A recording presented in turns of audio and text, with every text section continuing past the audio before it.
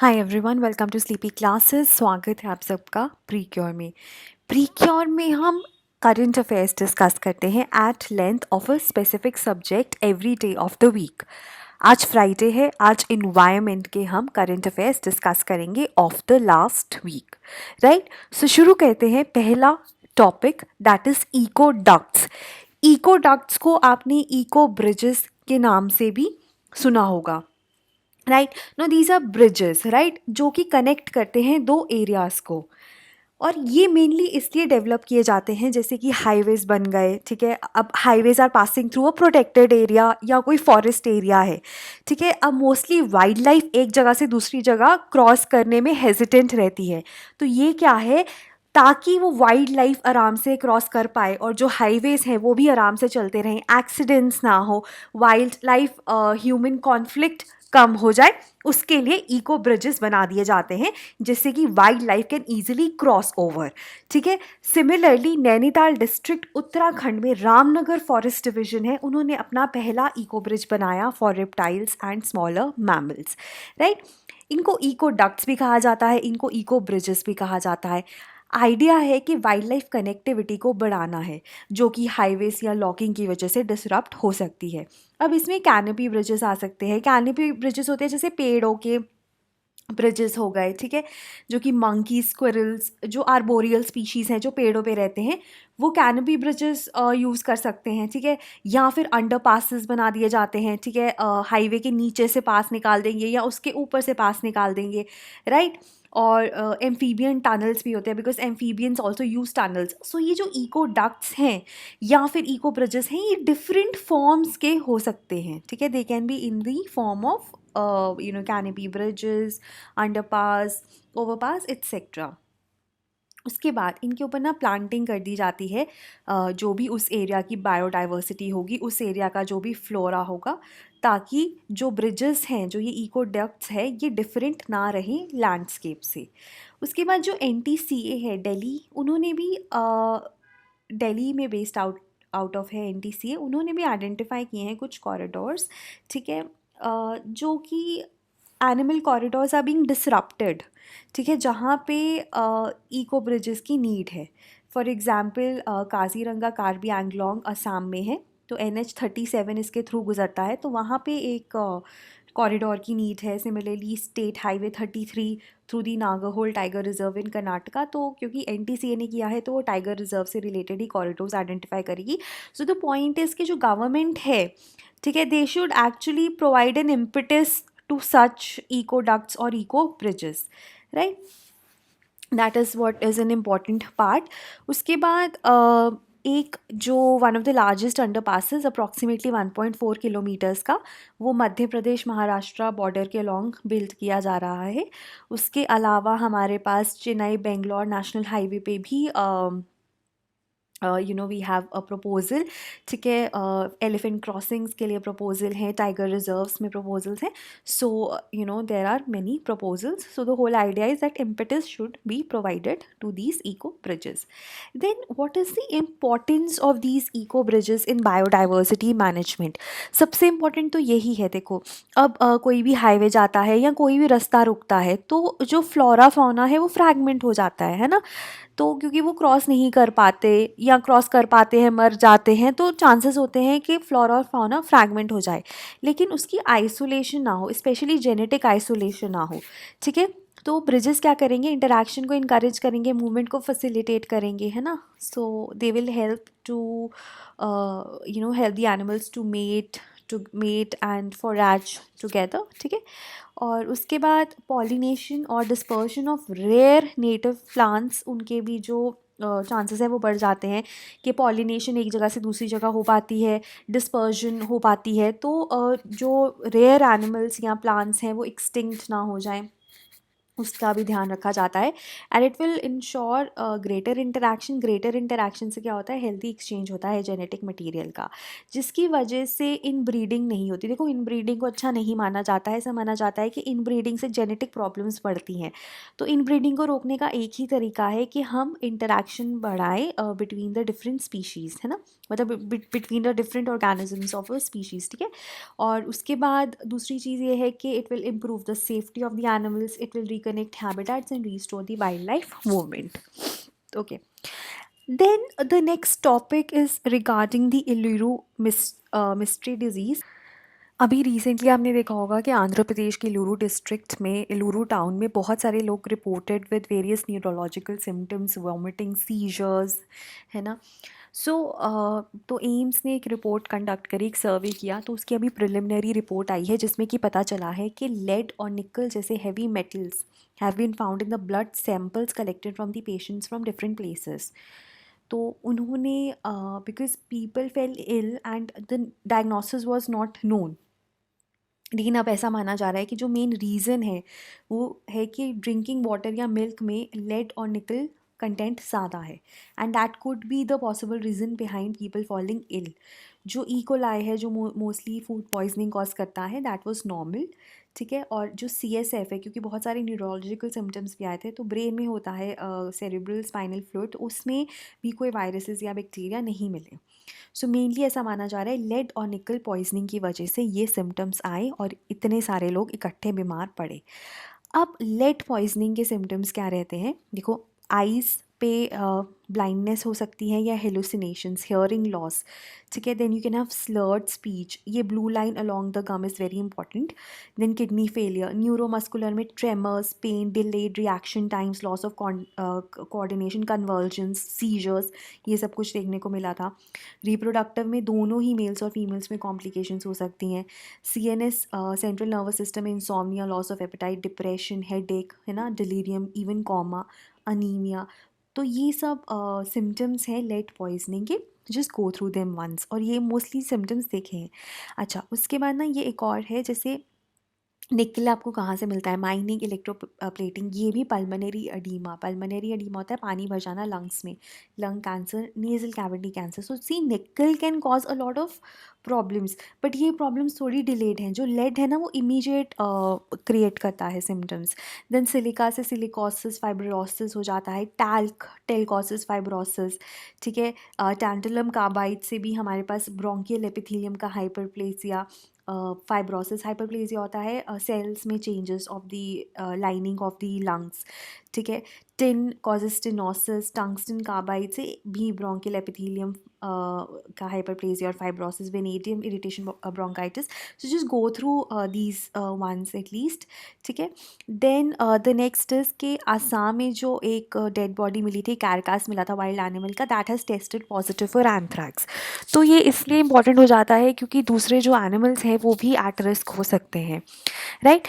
सो असम के डिब्रूगढ़ डिस्ट्रिक्ट में एक जॉयपुर रिजर्व फॉरेस्ट है, वहाँ पे वाइल्ड एनिमल का कैरकास मिला and it has tested positive for anthrax. Anthrax is a highly infectious disease, ठीक है, काफ़ी इन्फेक्शियस है, तो और एनिमल्स भी रिस्क पे हो सकते हैं, ठीक है, इसलिए काफ़ी ज़्यादा ये कॉज ऑफ कंसर्न है।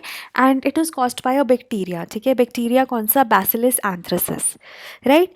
And it could be the first confirmed case of anthrax in wild animals in wild elephants in Assam, right. And जो कैरिकस था ये December 3 को मिला था, उसके बाद अनदर एलिफेंट, फीमेल एलिफेंट का कैरिकस भी मिला था, ठीक है। So both elephants are believe to be from the same herd, so all the animals could be at risk, ठीक है, जितने भी एनिमल्स हैं वो रिस्क पे हो सकते हैं, ठीक है। अभी मोस्टली जो वाइल्ड एलिफेंट्स हैं इनके जो कैरिकेसेस हैं उनको बरी किया जाता है, लेकिन क्योंकि एंथ्रैक्स था तो इनको स्पेशल सेफ्टी मेजर्स से क्रिमेट किया गया।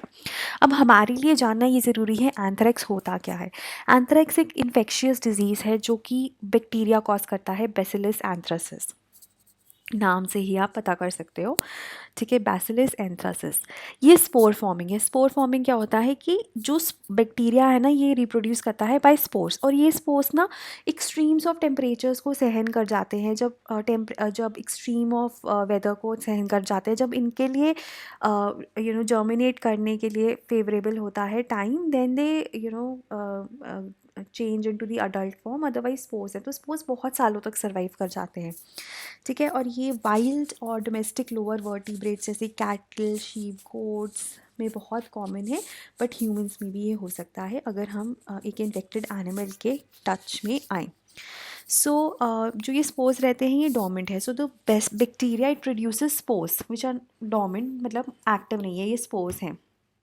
And they can live in the environment like soil for a long time, even decades, ठीक है। तो कितना डेंजरस है ये।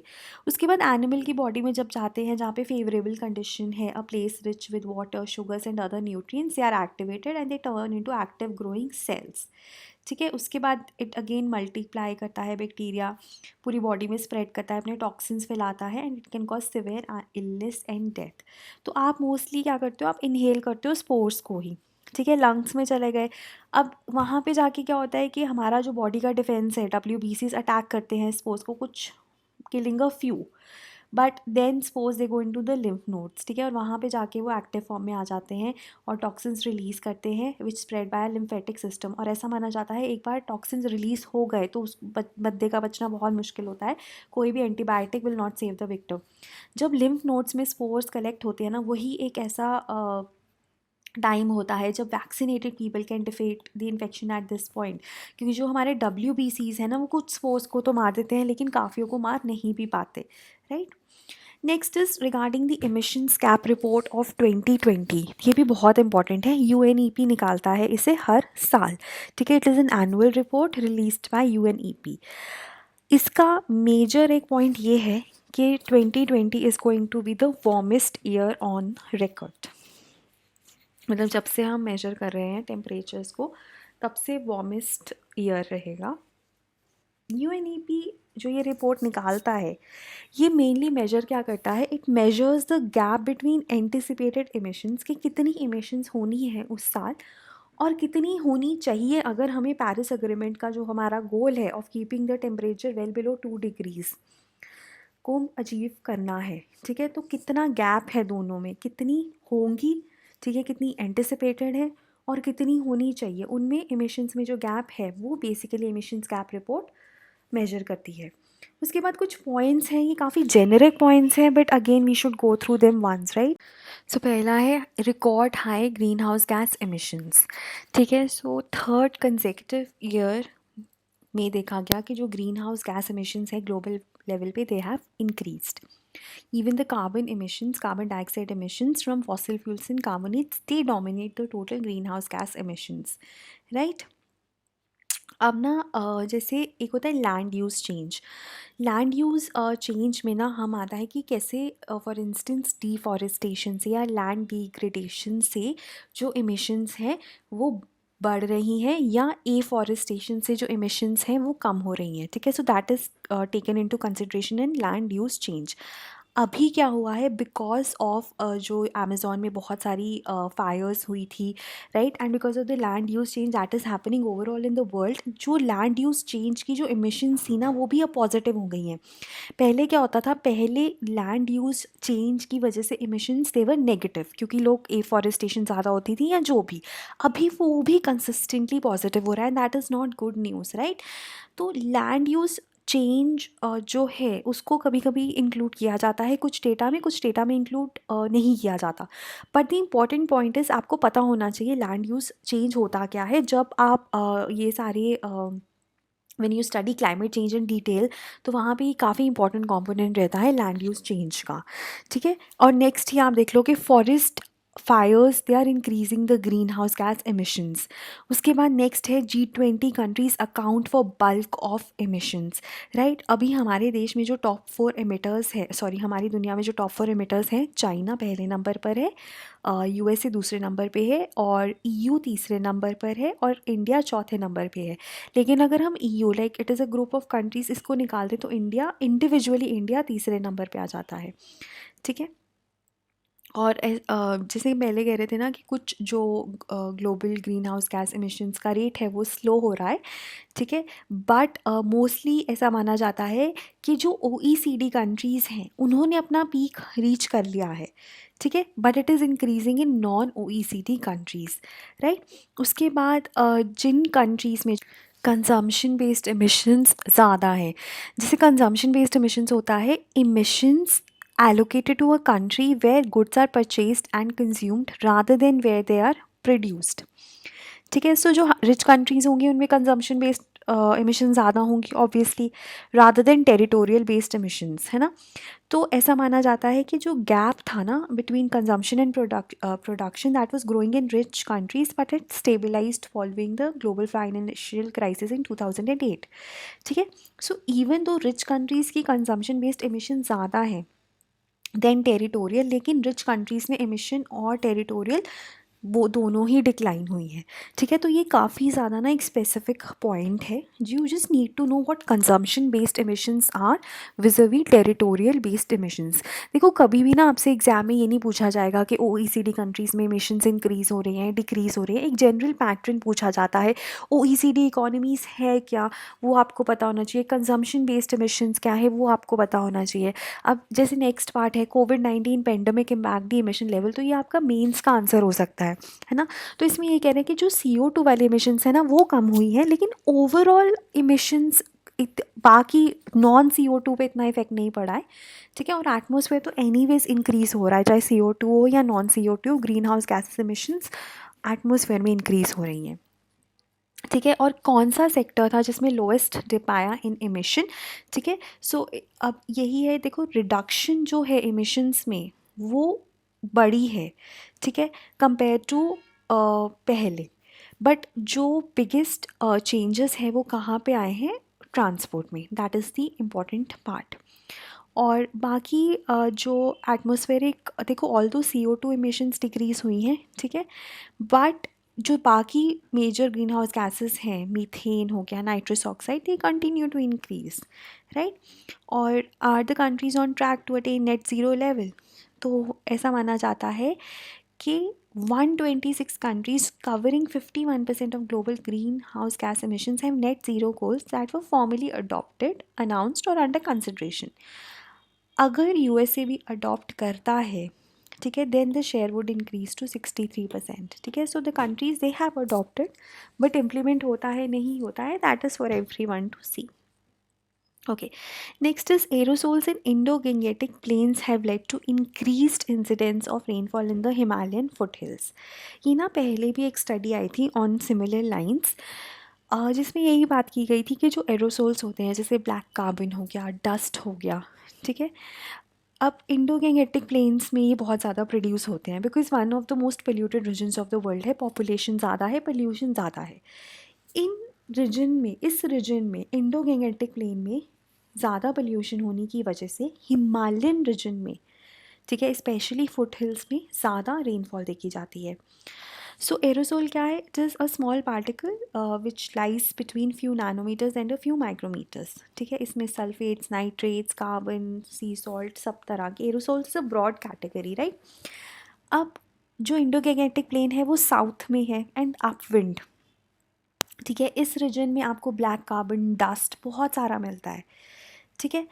अभी क्या है, जैसे जैसे air mass is forced from a low elevation to a higher elevation, ठीक है, it rises over the terrain, ठीक है। So this is known as orographic forcing and this is what has led to higher precipitation over the Himalayan foothills. A team of researchers from NIT Rourkela, a University of Germany, IIT Madras, and other institutes under the DST climate change program have highlighted the crucial role of aerosol direct radiative effect on high precipitation events over the Himalayan region. ठीक है, एक तो direct radiative effect भी है, ठीक है। सो दे aerosols की ना, अब देखो अगर आपको डायरेक्टली इसका फिज़िक्स समझनी है या रेडिएटिव इफ़ेक्ट समझना है तो वो डिफरेंट चीज़ है। मोटे मोटे पॉइंट्स अगर हम ये समझें कि देखो, एक तो ओरोग्राफिक फोर्सिंग क्या होता है वो आपको पता होना चाहिए, और एक डायरेक्ट रेडिएटिव इफेक्ट की वजह से भी बारिश होती है। तो ये दोनों effects are contributing to increase rainfall in the Himalayan region because of increase production of aerosols in the Gangetic plains. ठीक है, सो जो पार्टिकुलेट इमिशंस हैं, एरोसोल्स हैं, ब्लैक कार्बन है, they can alter the physical and the dynamical properties of cloud systems, and they can amplify rainfall over orographic regions downwind of highly polluted urban areas। जहाँ पे भी वो aerosols जाएंगे because of the wind direction, वहाँ पे orographic changes आएंगे ही आएंगे। That is what is the point of this study। ठीक है, इट यूज्ड 17 ईयर्स, ठीक है, 2001 से 2017 तक इसने मेजर किया। Aerosol measurements called aerosol optical depth. Then it also used meteorological reanalysis fields जैसे pressure, temperature, moisture content at different altitudes. और तब उसके बाद इन्होंने they have actually investigated the high precipitation events on the foothills of Himalayas, right.